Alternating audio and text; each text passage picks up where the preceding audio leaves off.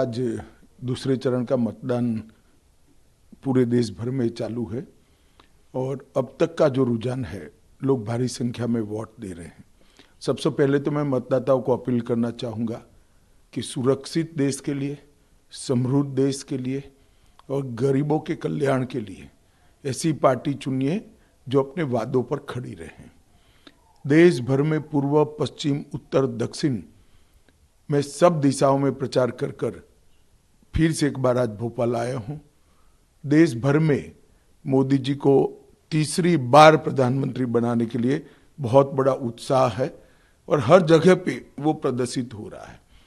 कांग्रेस के घोषणा पत्र आने के बाद भारतीय जनता पार्टी के प्रति लोगों का रुझान और बढ़ा है, क्योंकि कांग्रेस ने अपने घोषणा पत्र में अपीसमेंट की उनकी पुरानी आदत को फिर से एक बार रिपीट किया है।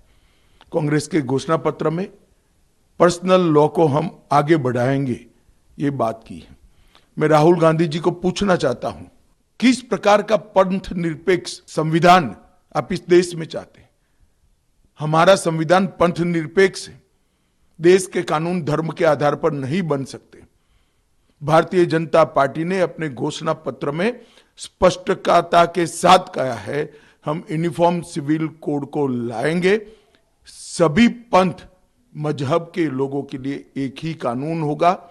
हमने ट्रिपल तलाक समाप्त किया है, यूसीसी की शुरुआत की है, उसको हम आगे बढ़ाएंगे। राहुल गांधी जी पर्सनल लॉ की बात करते हैं, वो देश को खंड खंड तोड़ने की बात है और शरिया के आधार पर क्या ये देश चलेगा?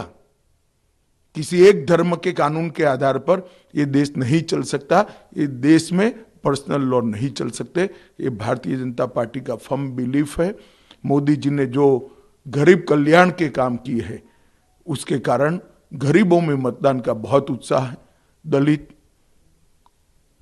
आदिवासी, पिछड़ा समाज और गांव के गरीब, सभी वर्ग के गरीब बहुत उत्साह के साथ मोदी जी के लिए वोटिंग कर रहे हैं और मुझे पूरा भरोसा है कि हम तीसरी बार देश के प्रधानमंत्री के रूप में 1 तारीख के बाद नरेंद्र मोदी को देखेंगे।